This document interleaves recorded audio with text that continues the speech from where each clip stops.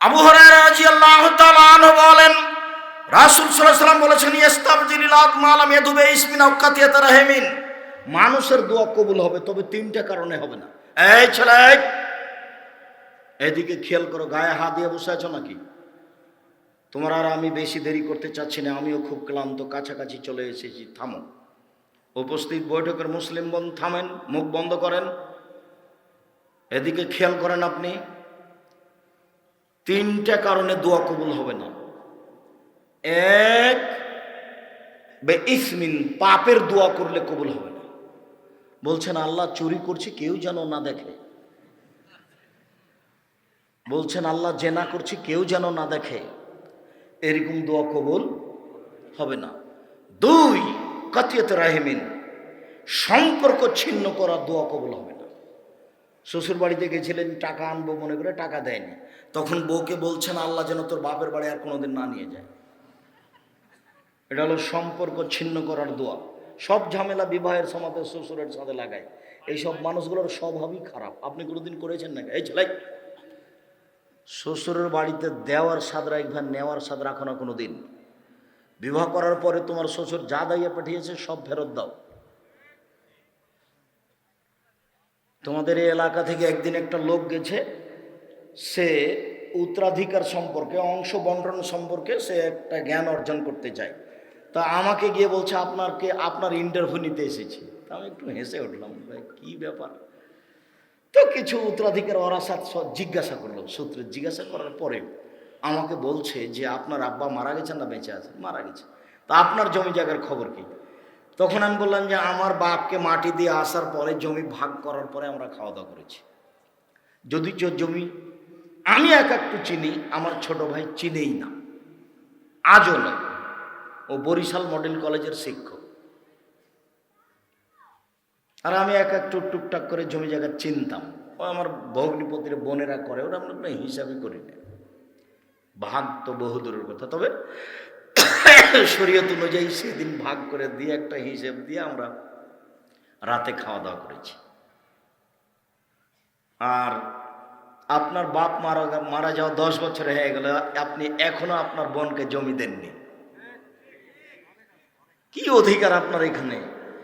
আপনার বাপের 3 বিঘা জমি, আপনি নেবেন 2 বিঘা, আপনার বোন নিবে 1 বিঘা। তা আপনি কি সকালে নেবেন, আপনার বোন বিকেলে নিবে, এরকম না একসাথে? আপনার বাপের জমিগুলো যখন আপনি আর আপনার বোন যখন ঘুরছিলেন, থাকছিলেন, তখন আপনার বোনও বলছিল যে এগুলো জমি আমাদের, আপনিও বলছিলেন যে এগুলো জমি আমাদের, এভাবে বলছিলেন না? ভাই বোন যখন জমির পাশ দিয়ে হাঁটছিলেন, তখন আপনার বোনও বলছিল যে এই জমিগুলো আমাদের, আপনিও বলছিলেন এই জমি আমাদের। তো আপনার বাপ মরার পরে ওই বোন আর বলবে না নাকি? এরকম হলো কেন? এই লোক হলো কুকুর শ্রীগালের চেয়ে খারাপ। বক্তব্যে বলা আছে এ লোক কুকুর শ্রীগালের চেয়ে খারাপ। আর তোমাকে বলেছি যে আব্বা জমি দিয়ে দেন, ফুপুর জমি মেরে খেয়ে আমরা পরকাল হারাতে রাজি নেই। ভাগ্য নিয়ে এসেছি, ভাগ্য রেখে আসেনি। ভাগ্য নিয়ে আসেনি, ভাগ্য নিয়ে এসেছি, ভাগ্য রেখে আসেনি। আব্বা ফুপুর জমি নিয়ে পরকাল হারাতে রাজি নেই, আপনি ফুপুকে আজকে দিয়ে দেন। কি করে খাবো? ভাগ্যে যেটা আছে সেটা করে খাবো। 3, ওয়ালাম ইয়াস্তাজিল, তাড়াহুড়া না করলে, তাড়াহুড়া করলে দোয়া কবুল হবে না। তখন সাহাবীগণ বলছেন মাল ইস্তিজাল, তাড়াহুড়া কি জিনিস? আগের দুটো বুঝেছি। 1, পাপের জন্য দোয়া করলে কবুল হবে না। 2, সম্পর্ক ছিন্ন করার জন্য দোয়া করলে দোয়া কবুল হবে না। 3, তাড়াহুড়া করলে দোয়া কবুল হবে না। তাড়াহুড়া কি জিনিস এটা বুঝতে পারলাম না। তখন আল্লাহ রাসূল বলছেন বুঝতে পারলে না? একুলো দোয়া করে আর বলে কাদ্দাও লামা ইস্তাজাব, কই দোয়া করি দোয়া কবুল হয় না। ফায়াস্তাহজির, তারপর অলস হয়ে যায়। ফায়দাও দোয়া, তারপর দোয়া ছেড়ে দেয়। এর নাম তাড়াহুড়া। 2 মাস 6 মাস চেয়েছে, হয়নি, তখন বলছে আর হবে না। রাসূল সাল্লাল্লাহু আলাইহি সাল্লাম সালাতে সিজদায় গেছিলেন, তখন আবু জাহলের পক্ষ থেকে রাসূলের উপরে উটের ভুঁড়ি চাপিয়ে দেওয়া হয়েছিল। ফাতেমা রাদিয়াল্লাহু তাআলা দৌড়িয়ে এসে ভুঁড়িটা উঠিয়ে সরিয়ে দিলেন। আল্লাহ রাসূল উঠে বদদোয়া করলেন, আল্লাহ উতবা, শাইবা, খালিদ বিন ওয়ালিদ, ওয়ালিদ বিন মুগীরা, উমাইয়া, এদেরকে তুমি ধ্বংস করো। আল্লাহ রসুল বদদোয়া করলেন। এই বদদোয়া কবুল হলো 12 বছর পরে। রাসূলের দোয়া কতদিন পরে কবুল হলো? 12 বছর পরে। ইউসুফ আলাইহিস সালাম হারিয়ে গেলেন। ইয়াকুব আলাইহিস সালাম ছেলের জন্য দোয়া করতে লাগলেন। দোয়া করতে করতে করতে চোখের পানি বের হতে হতে চোখ অন্ধ হয়ে গেল, আর দেখতে পায় না। 25 বছর পরে আল্লাহ ছেলে ফেরত দিলেন। ছেলেই পাল্টা বললেন, আব্বা আম্মা চলে আসতে হবে মিশরে, আর ইসরায়েলে থাকতে হবে না, এখানে চলে আসতে হবে। ফিলিস্তিনে থাকতে হবে না, এখানে চলে আসতে হবে। দোয়া কবুল হলো 25 বছর পরে। তাড়াহুড়া করবেন না, দোয়া আপনি করতেই থাকেন, করতেই থাকেন। সম্মানিত দিনী ভাই বোন, আলোচনার শেষে এসে বলছি, অন্তত আজকের জন্য রাসূল সাল্লাল্লাহু আলাইহি সাল্লাম বলছেন, দাওয়াতুল লিআখিহি বিজাহিল গায়ব মুস্তাজাবাতুন। কেউ যদি কারোর জন্য দোয়া করে তাহলে এই দোয়া কবুল হবেই। কেউ যদি কারোর জন্য দোয়া করে তাহলে এই দোয়া কবুল হবেই। বাপ মায়ের দোয়া কবুল হবেই, মাজলুমের দোয়া কবুল হবেই। যে জেলে আছে ও মাজলুম, আপনি আমার জন্য দোয়া করছেন, এই দোয়া কবুল হবে। কেন? আপনার মাথার পাশে একজন ফেরেশতা আছেন। যতবার আপনি বলছেন আল্লাহ তুমি আব্দুর রাজ্জাক সাহেবকে হেফাজতে রাখিও, ততবার ফেরেশতা বলছেন আমিন, আর বলছেন অলাকা বিমিসলিন, তুমি তার জন্য যা বললে তোমার জন্য তাই, তুমি তার জন্য যা বললে তোমার জন্য তাই। আমি আপনার জন্য দোয়া করলাম, তখন ফেরেশতা আপনার জন্য দোয়া করলেন, আমার জন্য দোয়া করলেন। বুঝা যায়নি কথা? আমি আপনার জন্য দোয়া করলাম, তখন ফেরেশতা আমার জন্য দোয়া করছে। কিন্তু আমি দল করি যে যার জন্য মনে হয় ওর জন্য দোয়া করবো, ওরও বিপদে পড়লে ঠিক আছে, ঠিক ঠিক। হ্যাঁ, এই জন্য আমি অনুরোধ করেছি, নিজে উপার্জন করেন হালাল রুজি, কে কি করছে এটা দেখতে চায় না, সাথ দিতে হবে। একটা সিগারেটের জন্য সারাদিন এভাবে নেচে বেড়ালেন, এটা হলো?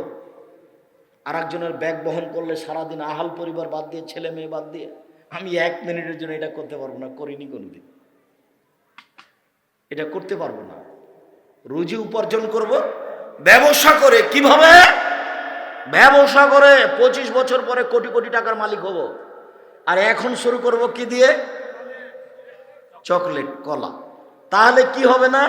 ঋণ নিতে হবে না। ঋণ নিয়ে ব্যবসা করলে আর জান্নাত হবে না। জানাজাই হবে না তো জান্নাত বহুদূরের কথা।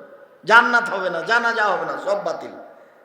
ব্যাংকে চাকরি করে, সরকার লোন দিয়েছে, বাড়ি একটা বানিয়েছে 5 তলা, কত যে খুশি, বউ খুশি, বেটা খুশি। মেয়ে বিবাহ দেওয়ার জন্য প্রস্তুত, একটুকু বুঝলো না যে আর জানাজাই বাতিল, জানাজাই হবে। জীবনে লোন নিয়ে কিছু করিয়েন না, বাড়ি জমি জায়গা কিছু করিয়েন না। ব্যবসা বাণিজ্য অল্প পয়সা দিয়ে ব্যবসা করেন, দিন রাত দোয়া করেন, ব্যবসা করে উসমান রাদিয়াল্লাহু তাআলার মতো ধনী হব ইনশাআল্লাহ। নিজের উপকার করব, জাতির উপকার করব, এই চেষ্টা করেন। আর দিন রাত আল্লাহর কাছে প্রার্থনা করেন। সম্মানিত দিনী ভাই বোন, আমি আপনাদেরকে বিশেষ প্রার্থনার উপরে সংক্ষিপ্ত আলোচনা করে পরকালমুখী হওয়ার জন্য অনুরোধ জানাচ্ছি। রাসূল সাল্লাল্লাহু আলাইহি সাল্লাম বলেছেন, মান নামা তাহিরান, কেউ যদি ওযু করে ঘুমায়, আতাররা মিনাল লাইলে, তারপর শেষ রাতে উঠে, 1টার পরে, 2টার পরে, 3টার পরে শেষ রাতে উঠে, ফায়াসসালুল্লাহ খায়রান, এরপর আল্লাহর কাছে কল্যাণ চাই, ফাতাহু ইয়াহু, তখন আল্লাহ বলেন নাও, যাও নাও। আগের হাদিসের আর এই হাদিসের মধ্যে একটু তফাৎ হলো। আগের হাদিসে কিন্তু ওযু করে ঘুমানোর কথা ছিল না। চাওয়া মাত্র পাওয়া যাবে, হাদিসের ভাব অনুযায়ী বোঝা যাচ্ছে যে চাওয়া মাত্র পাওয়া যাবে, এর জন্য ওযু করে ঘুমাতে হবে। বোঝা যায় কথা? মহিলারা আছে না, আজকে ওরা আসেনি না, ঢং ঢং করে এসেছে আর ঢং ঢং করে গেছে গল্প করতে করতে।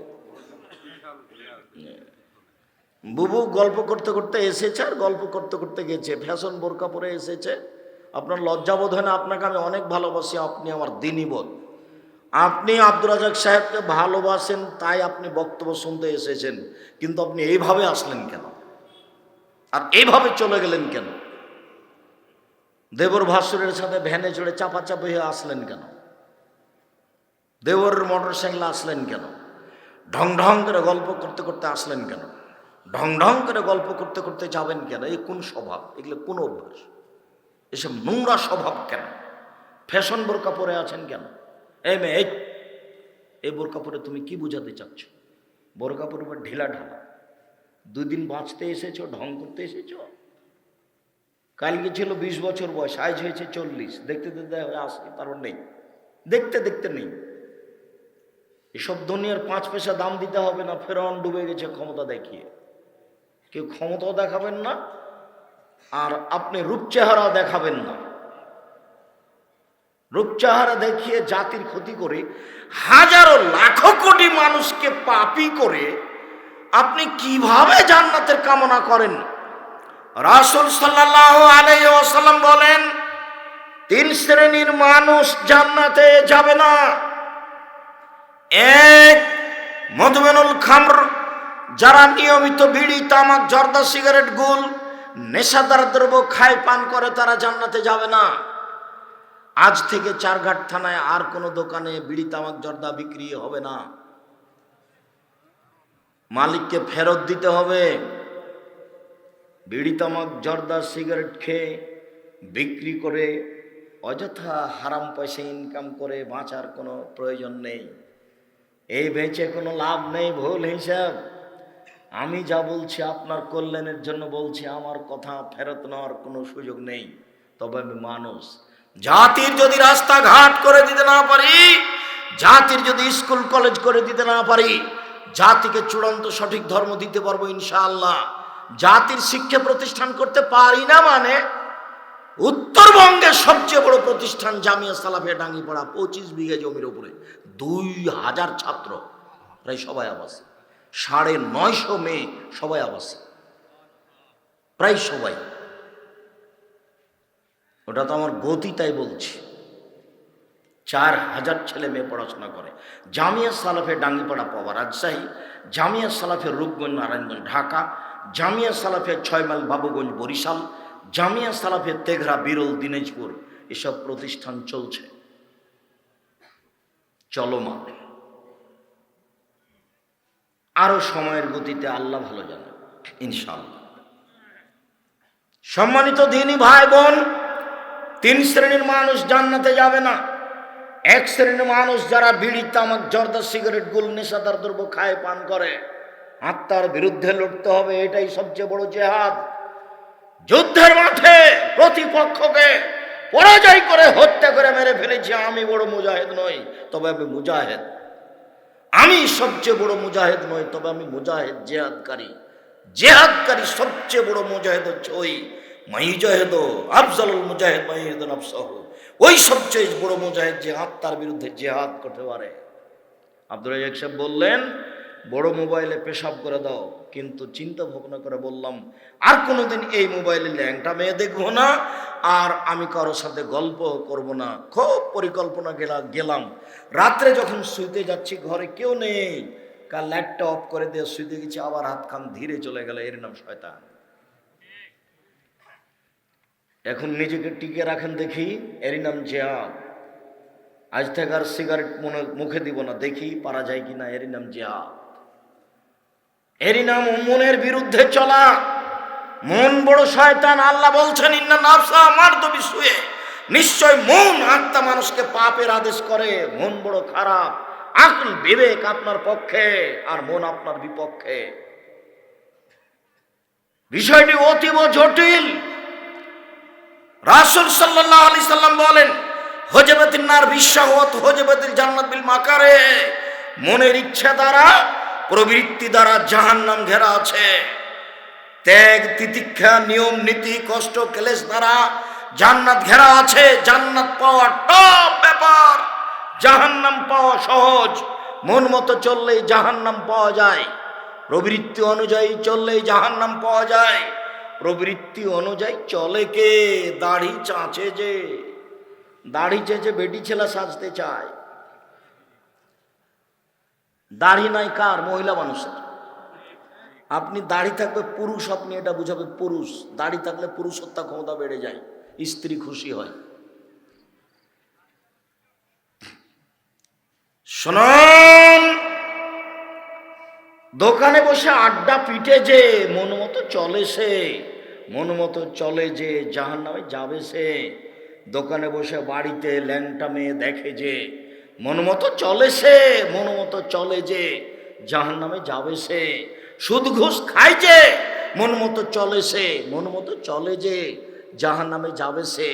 টাকনোর নিচে প্যান্ট পরে যে মন মতো চলে সে, মন মতো চলে যে জাহান্নামে যাবে সে। নগ্ন পোশাক পরে যেসব মহিলারা মন মতো চলে তারা, মন মতো চলে যারা জাহান্নামে যাবে তারা।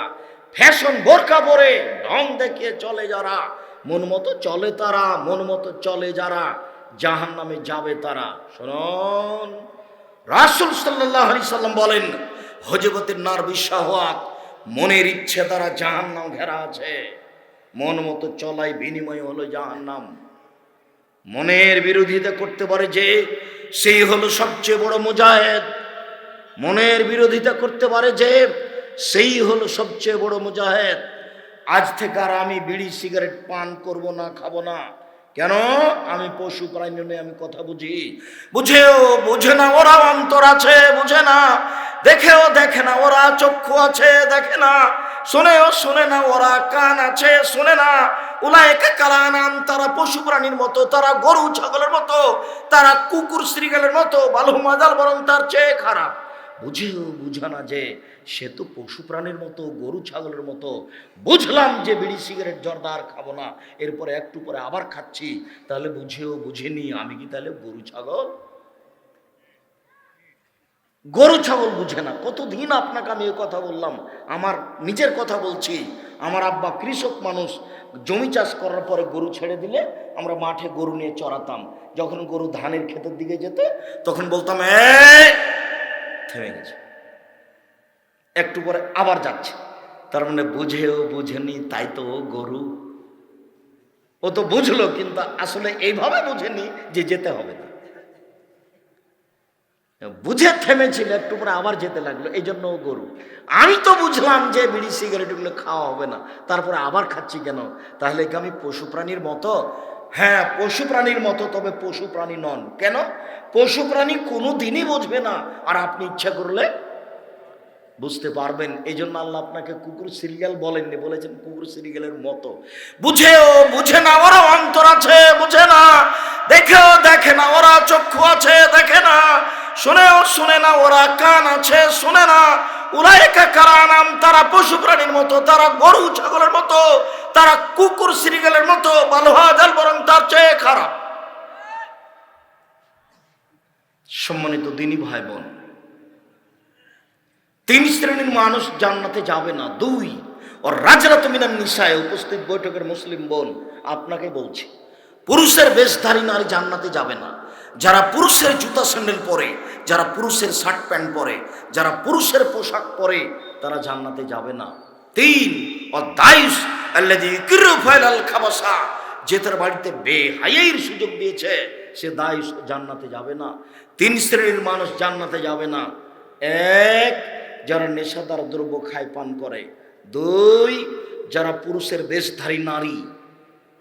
3, যারা দায়ুস, চিল্লে দিতে চলে গেছে 3 মাসের মেয়ে, ঠিকই রাজশাহী বিশ্ববিদ্যালয়ে ঘুরে বেড়ায়, এ নাকি পরহেজগার মানুষ, তাহাজ্জুদ পড়ে। তাহাজ্জুদ তুলে রাখতে হবে। 3 শ্রেণীর মানুষ জান্নাতে যাবে না। উপস্থিত বৈঠকের মুসলিম বোন, এই মেয়ে কথা বলছো কেন? তোমাকে তো বলছি, চুপ থাকো। কি ঢং পেয়েছ?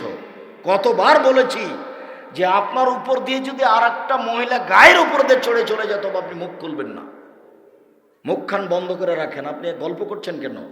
এটা আপনার লজ্জাবোধ হয় না? শরম বোধ হয় না? মুখ বন্ধ করে রাখেন। আপনি জানেন যে আব্দুর রাজ্জাক বিন ইউসুফ এসেছে, হয় আমাকে মুখ বন্ধ করে থাকতে হবে, নাহলে কেটে পড়তে হবে। যতই সমস্যা ঘটুক, কেউ যদি গায়ের উপরে পা দিয়ে চলে যায়, তবু আপনি মুখ খুলবেন না। কিছুক্ষণের জন্য আপনাকে আমি মুখ বন্ধ করতে রেখেছি, বলেছি, অনুরোধ করেছি, আপনি কথা মূল্যায়ন করার চেষ্টা করুন। আপনার জন্য আমি এসেছি, আপনার কিছু না কিছু আমি উপকার করবই করবো ইনশাআল্লাহ।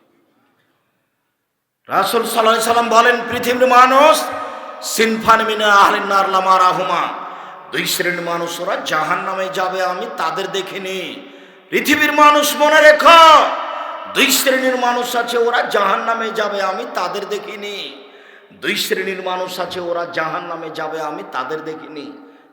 এক, কমুন মাহুম সিয়াতুন কাদরাবিল বাকারে, এক শ্রেণীর মানুষ তাদের হাতে থাকবে লাঠি গাভীর লেজের মতো, একদিক মোটা একদিক চিকন, এদ্রবে নাস, তা দিয়ে তারা মানুষকে মারবে, এরা জাহান্নামে যাবে। প্রশাসনের মানুষের হাতে এমন লাঠি থাকে, যারা কলেজ বিশ্ববিদ্যালয়ে পড়ে দাঙ্গাবাজি করে তাদের হাতে এমন লাঠি থাকে, যারা দলীয় দাপট দেখায় তাদের হাতে সময়ে সময়ে এমন লাঠি দেখা যায়। যাদের হাতে এমন লাঠি থাকে তারা জাহান্নামে যাবে। যা দিয়ে তারা মানুষকে মারে, গাভীর লেজের মতো লাঠি থাকে, একদিক চিকন একদিক মোটা, এরা জাহান্নামে যাবে। দলীয় দাপট দেখিয়ে ক্ষমতা দেখিয়ে চলে যারা, মন মতো চলে তারা, মন মতো চলে যারা, জাহান্নামে যাবে তারা।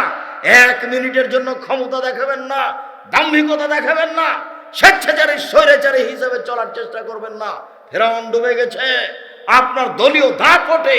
হাজারো মানুষ আজকে রাজশাহী জেলে আছে, 20 বছর থেকেও নিজেও জানে না আমি কেন জেলে। জজ জানে না ঘটনা কি, উকিল জানে না ঘটনা কি। আপনি সাজিয়েছেন মামলা, শুধু আপনি জানেন। আপনি সাক্ষী এভাবে সাজিয়েছেন, সাক্ষী বলছে আমি 2 চোখে মারতে দেখেছি, অথচ যাকে 1 নাম্বার আসামি বানা হয়েছে সে তখন রংপুরে ছিল। কিভাবে সাক্ষী বলছে যে আমি 2 চোখে দেখেছি? আপনার দাপট কত! দলীয় দাপটে এই ক্ষমতায় মামলা চালু হয়ে গেল, আজীবন জেলে হয়ে গেল, জেল হয়ে গেল। সে ইচ্ছে মতো স্ত্রীর মাথায় একটু হাত দিতে পারে না, ছেলের মাথায় একটু হাত দিতে পারে না, ছেলের গায়ে একটু হাত বোলাতে পারে না। নিজের ছেলে, নিজের মেয়ে, নিজের স্ত্রী, দিন দিন বছর বছর পার হয়ে যায়। আপনি অত স্বাভাবিক ভেবেছেন আপনি এমনিতে জান্নাতে চলে যাবেন? জান্নাত পড়ে আছে, অসম্ভব হতে পারে না। এই নোংরা, এই স্বৈরাচারী, এই স্বেচ্ছাচারী, এই বদমাইশি, এই শয়তানি, এই অভদ্র, খারাপ, জঘন্য, নেককার নীতি বাদ দিতে হবে। মাটির মানুষ এভাবে থেকে যেতে হবে। কয়দিন আর বাঁচবো? এ তো গেলাম। কিসের ক্ষমতা আপনার? আপনার বাপ হলো মাটির তৈরি, আর আপনি হলেন শুক্রকীট, বীর্য, এই খারাপ জিনিস দ্বারা তৈরি করা হয়েছে আপনাকে। আল্লাহ দিন রাত বলছে যে আমি তোমাকে একেবারে খারাপ জিনিস, দুর্গন্ধময় জিনিস থেকে তোমাকে বানিয়েছি, আর তোমার বাপকে মাটি দিয়ে বানাচ্ছি। দিন কতবার যে আল্লাহ বলেছেন কোরআন মাজিদে, কিসের ক্ষমতা তোমার? তোমার বাপকে বানিয়েছে মাটি দিয়ে, আর তোমাকে বানিয়েছে খারাপ কিছু দিয়ে, পচা পানি দিয়ে তোমাকে বানিয়েছে যার গন্ধ আছে। তোমার কিসের দাম? তোমার কিসের ক্ষমতা? তুমি এত দাপট দেখাও কেন? তোমার কেন দলীয় দাপট? তোমার কেন দলীয় ক্ষমতা? তোমার কেন অর্থের ক্ষমতা? তোমার কেন বিদ্যের ক্ষমতা? তোমার কি আছে? তোমার বাপকে আমি মাটি দিয়ে বানিয়েছি, আর তোমাকে আমি শুক্রকীট, খারাপ কিছু দিয়ে বানিয়েছি। তোমার কোনো ক্ষমতাই নেই। তুমি একেবারে মাটির মানুষ হয়ে থাকবা, 2 দিন বাঁচবা, একবারে নিঃস্ব হয়ে থাকবা, কারো সাথে হইচই নেই, কিচ্ছু নাই, একেবারে মাটির মানুষ। ভাইটা যে হয়ে গেল, আল্লাহ ভরসা। ভাই যে আপনার ছেলে মেয়েকে এভাবে মেরে দিল, বিচার ওপরে হবে। আপনি তো দেখছেন যে বয়স আপনার সেদিন ছিল 40, আজকে হয়ে গেছে 60। আপনি কি করতে চাচ্ছেন এইভাবে? দলীয় দাপট দেখিয়ে, ক্ষমতা দেখে চলে, যে মন মতো চলে, সে মন মতো চললেই জাহান্নাম হবে। 2 শ্রেণীর মানুষ জাহান্নামে যাবে আমি তাদের দেখিনি। 1 শ্রেণীর মানুষ যাদের হাতে থাকবে লাঠি। 2, উপস্থিত বৈঠকের মুসলিম বোন শুনেন, আপনাকে বলছি, এইদিকে শুনেন, আপনাকে বলছি। 2, নিশাউন, মহিলা, কাশে এতন, কাপড় পরে থাকে, আর এতন, উলঙ্গ, মমিলাতুন, পুরুষকে নিজের দিকে আকৃষ্ট করে, মায়লাতুন, তারা নিজেরা আকৃষ্ট হয়, লাইট খোলান জান্নাত, এরা জান্নাতে যাবে না।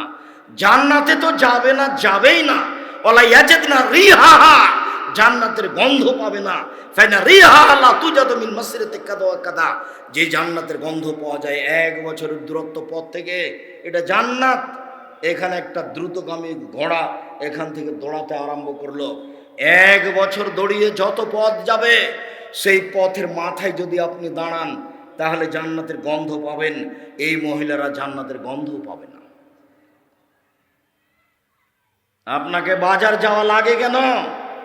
আপনি কি করে রাজশাহী শহরে কাপড় কিনতে চলে গেলেন? আপনার স্বামী মরে গেছে, ছেলে কি মারা গেছে, দেবর নেই, ভাসুর নেই, বাপ নেই, চাচা নেই, বেটা নেই, আত্মীয় স্বজন নেই, কোন শরমে আপনি বাজার যান? আপনার একটু লজ্জা হয় না কেন? আস্কারা মাস্কারা লাগিয়ে পুরুষের ধাক্কা খান আর সারাদিন বাজারে বাজারে ঘুরেন। কই, আমরা তো একদিনও যাই না, তো আছি তো পৃথিবীতে বেঁচে, কোনো দিন নয়। না খেয়ে কি মরে গেছি? বেঁচে আছি তো। কোনো দিন জীবনে চায়ের স্টলে বসিনি, দোকানদার শুধু নাম জানে, চেহারা দেখেছে কি না কে জানি, তা আছি তো বেঁচে। 97 সাল থেকে নদাপাড়াতে আছি। চায়ের স্টলের লোককে গিয়ে বলেন তো দেখি, কেন আপনার এই অভ্যাস? কেন আপনাকে ওখানে বসে থাকা লাগে? আপনাকে আমি বলিনি মানুষের জীবনে জরুরি 3টা কাজ মনে রাখবেন। মানুষের জীবনে জরুরি 3টা কাজ। 1, 5 ওয়াক্ত সালাত নামাজ। পৃথিবীতে এর চেয়ে জরুরি কাজ মানুষের জীবনে নেই। 2, হালাল রুজি। 3, কোরআন তেলাওয়াত। 4, দুইজন যেখানে বসে আছে সেখানে না বসা। এটা সবচেয়ে জরুরি কাজ এই 4টে। দুইজন যেখানে বসে আছে সেখানে যাবেন না। কেন? দুইজনের মধ্যে গল্প হয়তো এমন চলছে যে ওই লোকটা খারাপ, তখন আপনি গিয়ে বলছেন ঠিকই বলেছিস, আসলেই খারাপ। এখন জান্নাত যান দেখি, যা নেকি করেছেন, হজ টজ দান খায়রাত সব গেছে, ও তো আর সামলাতে পারবেন না, ও তো আর একজনের বদনাম। যা করেছেন সব বিচারের মাঠে নেকিটা ওকে দিয়ে জাহান্নামে যেতে হবে। ওটা মানুষের মান সম্মানের হানি হয়েছে। ফেসবুকে লিখে দিতে পারলেই হয়। এই চ্যাংড়া বিলে যেগুলো 2-1টা কথা লেখা, আমি তো কোনোদিন দেখিও না, আমি বুঝবই না, বুঝিও না। আমার মোবাইল রিং হলে আমি অন করতে পারি, আমি তো আপনার নাম্বারটাও সেভ করতে পারি না। কেউ যখন একটু কিছু বলে তখন আমি বুঝতে পারি যে কে কি বলছে। তাছাড়া ও দিন রাত আমার বিরুদ্ধে বলুক না কেন, আমি কিছুই জানি না। আমি কোনোদিন কাউকে হিসাবও করি না। ও যদি সারা জীবন আমাকে গালি দেয়, তা আমি তার নামটা নিয়ে কিছু বলবো এটা আমি প্রয়োজন মনে করি না, আমি প্রয়োজনই মনে করি না। ও যদি বলতে বলতে বলতে বলতে আমাকে ধুয়ে ছেড়ে দেয়, দিয়ে বলে দেয় যে চাঁপাইনবাবগঞ্জের একটা আস্ত মূর্খ মানুষ, এই যদি বলে, তবু আমি আর আমার গায়ে একটু রাগ ধরে না। গায়ে একটুকু রক্ত রাখিনি, সব পুজ রেখে দিই যেন প্রতিক্রিয়া না করে। মানে হিসাবই করি না, আমি ধর্তব্যে রাখি না তাকে, তার নামটা না আমি প্রয়োজনে মনে করি না, এমনি বেঁচে আছে অটোমেটিক। এমনিতেই না দলীয় ক্ষমতা আছে, না বংশীয় ক্ষমতা আছে, না আর্থিক ক্ষমতা আছে। অর্থ নেই, টাকা পয়সা নেই, নিঃস্ব মানুষ এমনি আছে। কোটি কোটি টাকা খরচ হয় আমার হাতে,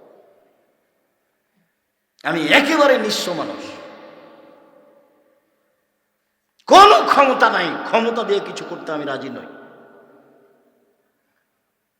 খুব যখন চাপ দিয়ে মেয়েগুলো বলে, বিমানবালা মেয়েগুলো বলে যে মাস্ক পরেন, মাস্ক পরেন, মাস্ক পরেন, এখনই পরেন, তখন আমি বলি দেখো, মাস্ক পরে আমি ভাগ্য বাড়াতে রাজি নই। তখন বলে স্যার নীতি, স্যার নীতি, আমাদের বিমানের নীতি খুব বলে। তো তারপরে চাপ দিয়ে ওই মাস্কটা আমার হাতে দিয়ে রাখে।